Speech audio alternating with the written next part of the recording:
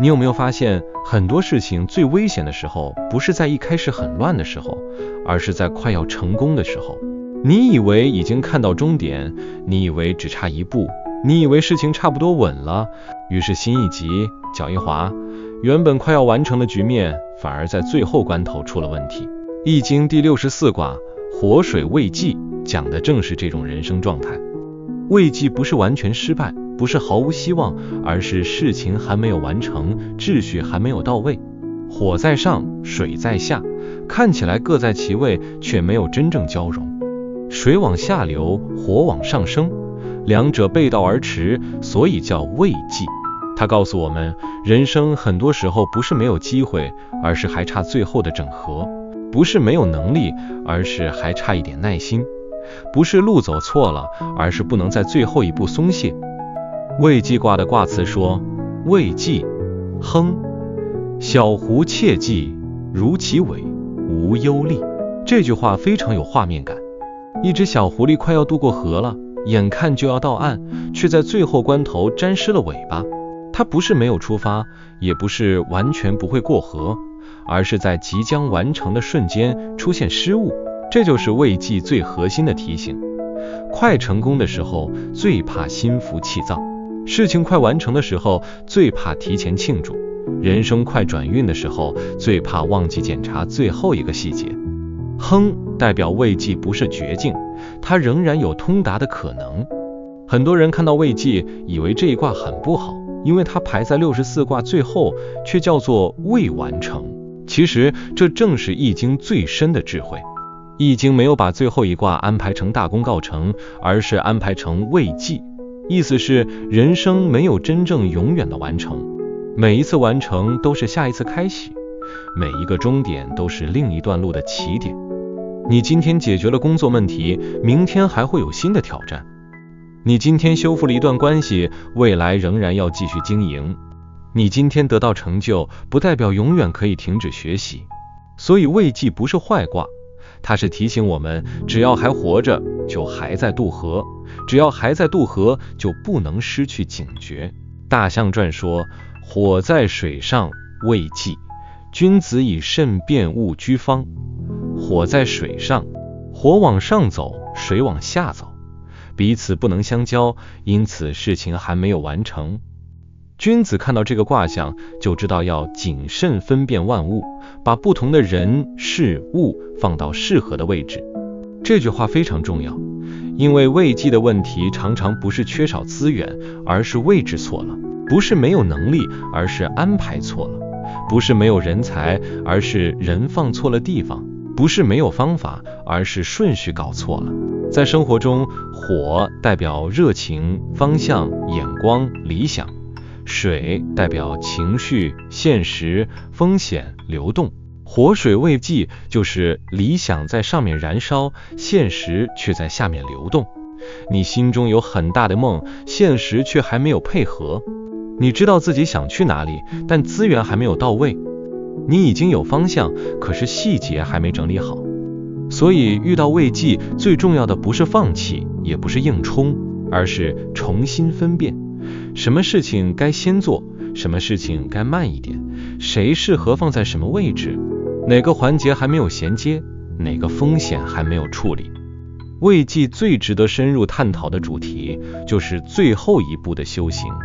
很多人输，不是输在没有开始，而是输在快完成的时候忍不住。做事做到80%，开始懈怠；感情快稳定了，开始不珍惜；事业快起来了，开始自满；学习快有成果了，开始偷懒；合作快谈成了，开始露出急躁。未济告诉我们，真正的成熟不是只有开创的勇气，而是有收尾的能力。一个人能不能成事，不只看他敢不敢出发，更要看他能不能把事情做到最后，把细节收好，把风险看清，把心定住。初六爻说：如其尾，令。一开始就沾湿尾巴，代表刚行动就出现不成熟的状况。这一爻像是在说，当你还没有准备好，却急着往前冲，就容易在起步阶段留下麻烦。小狐狸过河，最怕判断错水势。人也是一样，刚开始创业就以为自己已经很懂市场，刚进入一段关系就急着承诺未来，刚学一门技术就想马上当老师，刚看到一个投资机会就把全部资金压进去。这时候的问题不是不能前进，而是你还没有真正看清楚局势。如果你现在处在初六的状态，建议你不要急着证明自己，先承认自己还在摸索，先把基本功做好，先把水深、方向、风险都看清楚。工作上不要一接任务就拍胸脯保证，而是先确认需求、资源、时间和责任。感情上不要一开始就过度投入，先观察对方是否稳定，价值观是否一致。财务上不要被一时的机会诱惑，先问自己最坏情况能不能承受。初六的智慧是起步时慢一点，不是懦弱，而是避免一开始就乱了节奏。92爻说，夜骑轮真急，车轮被拖住，不能快速前进，但守正反而吉利。这一爻很有意思，因为它不是叫你冲，而是叫你刹车。有时候人生最好的进展不是加速，而是暂停。当局势还没有完全成熟，当外在环境还不配合，当团队还没有共识，当你心里还不安定，硬冲只会让车子翻覆。夜骑轮就是拉住车轮，不让它失控。如果你现在遇到事情卡住，不一定是坏事，也许是老天在帮你踩刹车，让你有时间检查方向。工作上专案延后，可能让你看见原本忽略的漏洞。感情上关系没有立刻进展，可能是在提醒你不要被激情冲昏头。财务上机会没有立刻成交，可能让你避开后面的风险。92告诉我们，当你感觉被阻挡时，不要只问为什么不能前进，也要问这个停顿是不是在保护我。真正的急不是每一步都快，而是每一步都稳。63爻说，未济争凶，力涉大川。这句看起来矛盾，还没有完成出征有凶，但又有利于涉大川。他的意思是，现在的状态如果只是盲目进攻，当然危险，但如果你是为了跨越真正重要的关卡，并且做好准备，那么这个大挑战反而是必要的。63处在上下卦交界，就像人生到了不得不突破的时刻，你不能乱冲，但也不能永远停在原地。在生活中，这一爻常出现在关键转换期。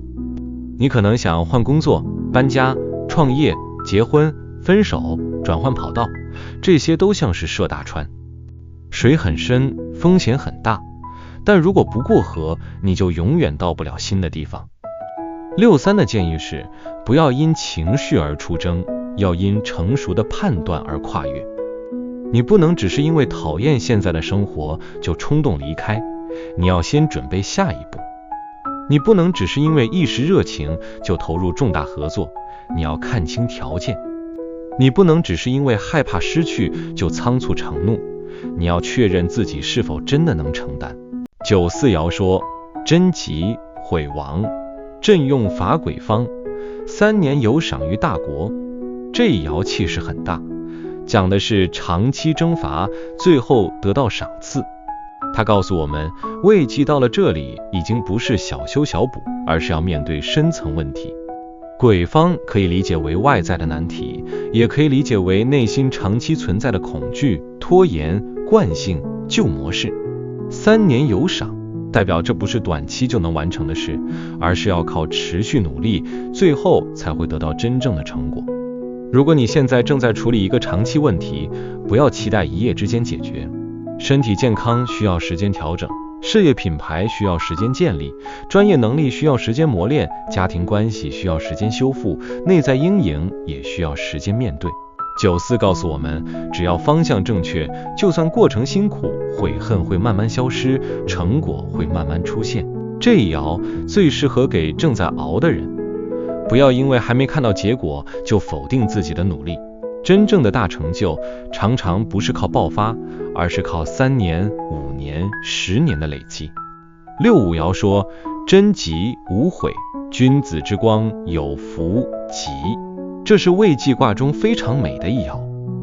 当一个人走到这里，他不是靠急躁完成事情，而是靠诚信、光明、稳定的德行，让局面逐渐成型。君子之光不是刺眼的光，而是让人信任的光。你不需要大声宣告自己多厉害，别人会从你的言行中看见你的可信度。你不需要拼命证明，时间会替你作证。在工作上，65代表领导者要用诚信凝聚人心。当事情还没完全完成时，团队最需要的是稳定的核心，而不是情绪化的指挥。你要让人知道方向在哪里，也要让人相信你不会随便放弃。感情上，65代表关系需要真诚与信任，而不是一堆华丽承诺。财务上，65提醒你不要靠投机取巧，而要建立长期信用。人生走到这里，最重要的不是小聪明，而是有福，也就是内外一致，说到做到，让人愿意把信任交给你。上九爻说，有福于饮酒无咎，如其手，有福失事。到了最上爻，事情好像快要完成，可以饮酒庆祝。只要心中有诚信，适度放松没有问题。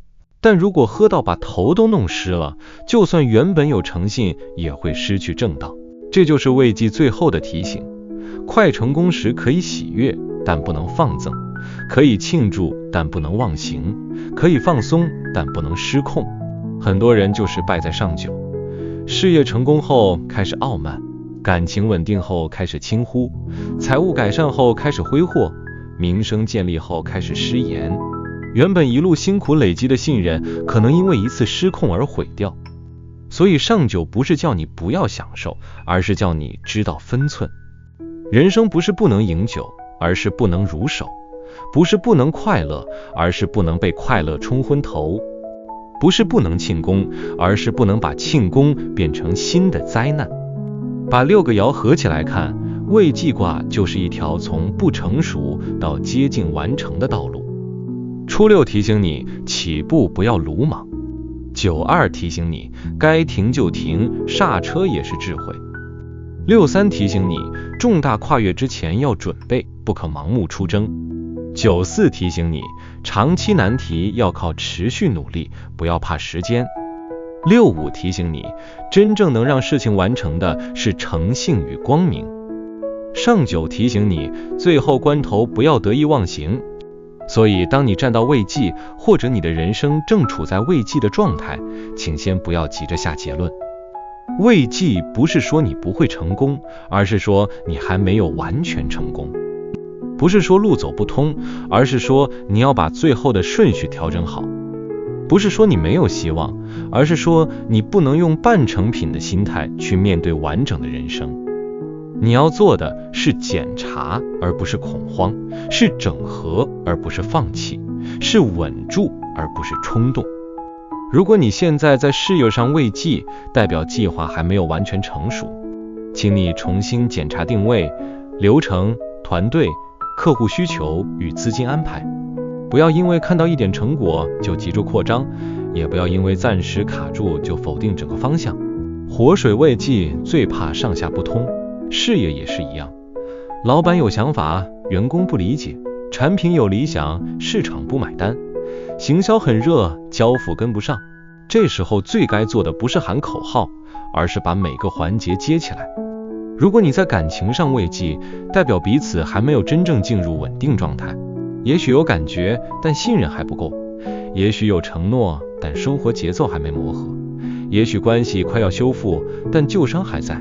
这时候不要逼对方立刻给答案，也不要用情绪把关系推到极端。你要做的是分辨，问题是暂时的距离，还是根本价值观不合？是需要时间沟通，还是你一直在欺骗自己？未济的感情不是不能走下去，而是不能只靠激情走下去。如果你在财务上未济，代表钱的流动还没有真正稳定，可能收入看似增加，但支出也很大。可能有投资机会，但风险还没看清；可能快要翻身，但债务或压力还在。这时候最重要的是不要贪最后一口。小狐忌急，如其尾，就是提醒你，越接近成功，越不要做超出能力范围的冒险。先留现金，先控风险，先把账算清楚，先让自己站稳。如果你在身心状态上未济，代表你正在过渡期。你可能知道自己不能再像以前那样生活，但新的节奏还没建立。你想改变作息，却还不稳；你想放下焦虑，却常被旧情绪拉回去。这时候不要用一次失败否定自己，慰藉本来就是还没完成，你需要的是持续调整，而不是要求自己瞬间完美。每天修一点，每周稳一点，慢慢你会发现，原本混乱的水火开始有秩序。活水未济作为易经最后一卦，其实给了我们一个很深的答案。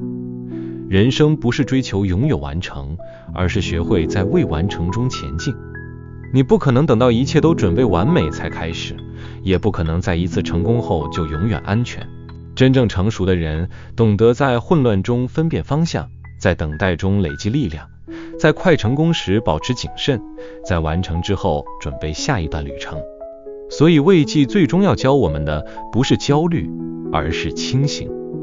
你可以有热情，但要让热情落地；你可以有梦想，但要看见现实；你可以往前走，但要知道水深；你可以庆祝成果，但不能忘记分寸。每一个还没完成的地方，都是人生邀请你继续修炼的地方。每一次差一点成功，都不是叫你放弃，而是叫你把最后那一点补上。如果你现在正卡在某件事情的最后一里路，请记住未济卦的提醒，不要急，不要乱，不要提前放松，也不要因为尚未完成就否定自己。把该整理的整理好，把该确认的确认好，把该沟通的沟通好，把该承担的承担起来。真正的成功不是靠一口气冲过去，而是在快到岸的时候，仍然稳稳地走完最后一步。易经用慰藉作为结尾，是因为宇宙没有真正的句点，所有结束都是新的开始，所有完成都会打开下一个未完成。这不是悲观，而是生命最真实的循环。当你理解慰藉，你就不会害怕人生还有问题，因为有问题代表还有路。你不会害怕事情还没完成，因为未完成代表还有成长的空间。愿我们都能在慰藉之中保持清醒，在最后一步保持谦卑，在尚未完成的人生里走出真正属于自己的完成。如果你也曾经有那种明明快成功却在最后一步出问题的经验，欢迎在留言区分享。你觉得慰藉卦给你最大的提醒是什么？是不要急着过河，还是快到岸时更要谨慎？也可以留言告诉我，你现在人生哪个地方正处在慰藉的状态，让我们一起从易经的智慧里看见下一步该怎么走。